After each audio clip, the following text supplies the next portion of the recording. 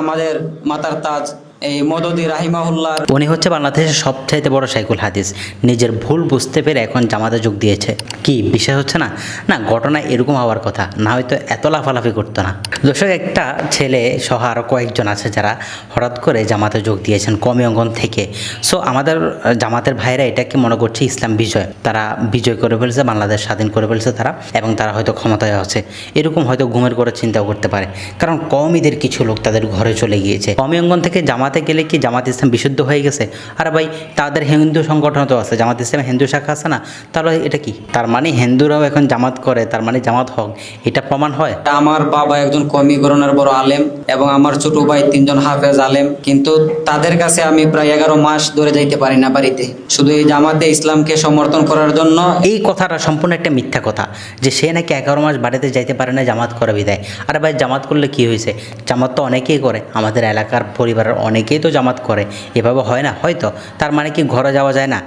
এই সমস্ত মিথ্যা অপবাদ দিয়ে আর কয়দিন চলবে এরা? আমাকে ট্যাগ লাগিয়েছে আমি তলে তলে নাকি জামাত করি, জামাতের এই পক্ষে লেখালেখি করি। সে বলতেছে তারা নাকি জামাতের ট্যাগ লাগাইছে। ট্যাগ লাগানোর কি আছে? তুমি তো জামাত করতা, তুমি তো নিজে স্বীকার করতেছো যে আমি জামাত করি, জামাতকে সমর্থন করি। এখন তোমাকে যদি বলি তুমি জামাত করো, এখন বলতেছে না আমার ট্যাগ লাগাইতেছেন কেন? কি আসছে বাবার? মানে গুপ্ত থাকতে বেশি ভালো লাগে। মানে এদের চরিত্রটা এরকম পর্যায়ে চলে গেছে আর কি, গুপ্ত থাকতে বেশি ভালো লাগে। আরে ভাই, তুমি জামাত করো, এটা স্বীকার করলে কি হয়েছে? তোমার যদি বলি তুমি জামাত করো, এখন বলতেছে আমাকে ট্যাগ লাগাইছেন, এটা আবার কোন ধরনের কথাবার্তা? প্রকাশ্যেই তাদেরকে চ্যালেঞ্জ দিয়ে বলেছি যে আমি, যেহেতু তোমরা আমাকে জামাত ট্যাগ লাগিয়েছো, তাহলে আমি কিয়ামত পর্যন্ত মরণের আগ পর্যন্ত জামাত ইসলামের সাথে কাজ করে দেবো ইনশাআল্লাহ। সে চ্যালেঞ্জ করলো সে কিয়ামত পর্যন্ত জামাত করবে। আরে ভাই, শুধু এটা চ্যালেঞ্জ করতো যে পারলে আমাকে জামাত থেকে সরাও, কিয়ামত পর্যন্ত সময় দিলাম, এটা হয় চ্যালেঞ্জ। আমি কিয়ামত পর্যন্ত জামাত করবো, এটা চ্যালেঞ্জের কী আছে? যেমন আমি বললাম যে আমি ইনশাল্লাহ যতজন বেঁচে আছে ইনশাল্লাহ কওমি অঙ্গনের সাথেই থাকবো, এইটা নিয়ে চ্যালেঞ্জ করার কি আছে ভাই? কোনো কিতাবের মধ্যে মদদি রাহিমাহুল্লাহ শরীয়ত বিরোধী কোনো কথা লেখে নাই। যদি শরীয়ত বিরোধী কোনো কথা কোনো কওমির আলেম এবং ছাত্র দেখাইতে পারে, তাহলে আমি পাঞ্জাবি টুপি খুলে এই রাস্তাঘাটে চলবো, এটা আমি আরো আগ থেকে তাদেরকে চ্যালেঞ্জ দিয়ে রাখছি। মানে একটা কিছু হলে কাপড় খুলে ফেলবো, এটা করবো ওটা করবো, মানে এগুলো কোন ধরনের কথা ভাই? মানে জামাত ইসলামের যে ভ্রান্ত আকিদা আছে, মতাদর্শ আছে, এগুলো নিয়ে তো আমরা দিনের পর দিন আলোচনা করছি এবং আমার একাধিক এপিসোডও আছে। তাদের একেবারে তাফসীরুল কোরআন খুলে তাদের যেই আমাদের মওদুদি সাহেবের যে একটা কিতাব তিনি লিখেছেন খেলাফত মালিকিয়ত, ওটা খুলে স্পষ্টভাবে অনেক ডকুমেন্ট দেখিয়েছে, সেগুলো নিয়ে কথা বলার হিম্মত এদের নাই। আর আমাদের আবুল কালাম বাসার সাহেব পাশে বসে বসে চুপে চুপে হাসতেছে, তো নিজে কখনো কারো চ্যালেঞ্জ গ্রহণ করার মতো হিম্মত নাই। আর এই সমস্ত চ্যাংরা ফোলারা যখন চ্যালেঞ্জ দেয় তখন সেটা ফেসবুকে পোস্ট করে, শেয়ার করে, কত মজা পায় আমি বুঝি না ভাই। আপনাদের মতো যদি ন্যূনতম কোরআন হাদিসের জ্ঞান থাকতো, আপনারা বসেন আমাদের সাথে বা আমাদের ওস্তাদদের সাথে বসেন, সেটা তো করতে পারেন না। যখন এই সমস্ত চ্যাংরা ফোলা ভাইন বক্তব্য দেয় আসে, বালে হয়েছে কিনা এটাও শিওর না, মুখে দাঁড়িয়ে নেই, কিছু নাই, সে এসে চ্যালেঞ্জ দিচ্ছে আর আপনি বসে বসে হাসতেছেন পাশে দাঁড়িয়ে। একটু লজ্জাবোধ তো থাকা উচিত, তাই না? গত কিছুদিন আগে আমি আমাদের সুনামগঞ্জের এই শাইখুল হাদিস আল্লামা নুরুল ইসলাম খান সাহেব হাফিজাহুল্লাহ, উনি হাদিসের মসনদে বৈশা গীবত করতে ছাত্রদের বুখারী শরীফ পড়াইতেছে, পাশাপাশি গীবত করতেছে। হ্যাঁ, শুধু কমে আলেমরাই গীবত করে, আর ওনারা গীবত করে না।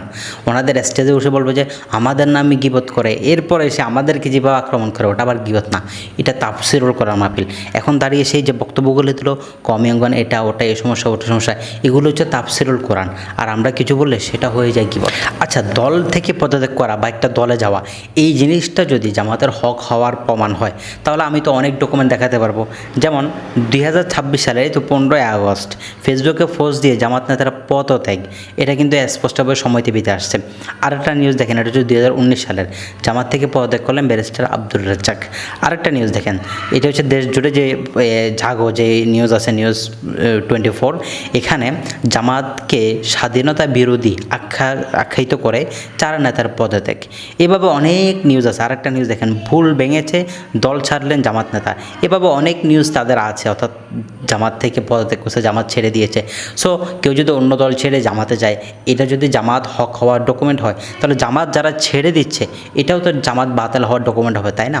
এই সমস্ত ভাই, আপনারা আপনাদের কাজগুলো করেন, সাংগঠনিক কাজ কর্মকাণ্ডগুলো করেন। শুধু কেউ একজন কওমি অঙ্গনের একেবারে ইটপাটকেল মনে করেন যে তার কোনো দাম নাই, ভ্যালু নাই, সে হঠাৎ আপনাদের অঙ্গনে চলে যায় আর আপনারা তাকে মাথায় নিয়ে নাচতে থাকেন, এগুলো হচ্ছে একটা শেষরামের মতো হয়ে যায় আর কি। অর্থাৎ যাদের যোগ দিয়েছে পর্যন্ত এদেরকে দেখবেন যে এদের কোনো কওমি অঙ্গনের দাম নাই, ভ্যালু নাই, কিচ্ছু নাই, মানুষ চিনে না, এদেরকে তারা মাথায় উঠায়। দেখেন আপনি যখন একটা কমিউনিটিতে যাবেন যেখানে সবাই অশিক্ষিত, কোরআন হাদিসের জ্ঞান নাই, তখন সেখানে যদি একটা নুরানি ছাত্র যায় সে বড় আলেম হয়ে যায়। ঠিক তদ্রুপভাবে জামাতের এখানে কোরআন হাদিসের জ্ঞান কারোর মধ্যে কিচ্ছু নাই, যখন কমি অঙ্গনের মনে করেন যে একটা ছেলে ভান্ডা বা একটা কীট পতঙ্গ কমি অঙ্গনের ওই এখানে গেল এবং সাথে সাথে তাকে শেখুল হাদিস বানিয়ে দেওয়া হলো, তাকে বড় আল্লামাত দহর বানিয়ে দেওয়া হলো। এটা হচ্ছে তাদের কাজ। ভাই আমি স্পষ্টভাবে জামাতের রাজনীতিকে আমি খুব একটা অপছন্দ করি না, তবে তাদের ধর্মীয় অনুশোচনা, ধর্মীয় অনুসরণ যেগুলো আছে এগুলো বিরোধিতা করে। রাজনৈতিকভাবে জামাতের সাথে আমি ব্যক্তিগতভাবে তাদের সাংগঠনিক কিছু ভুল ত্রুটি যেটা সমালোচনা সেটা থাকতে পারে, সেটা ভিন্ন ব্যাপার। বাদবাকি শুধু ধর্মীয় দিক থেকে আমি পর্যালোচনা করি। সো সাংগঠনিকভাবে আমি জামাতের বিরোধিতা করি না, শুধু ধর্মীয়ভাবে আমি অনেক ক্ষেত্রে বিরোধিতা করি। সো সে জায়গায় আছে।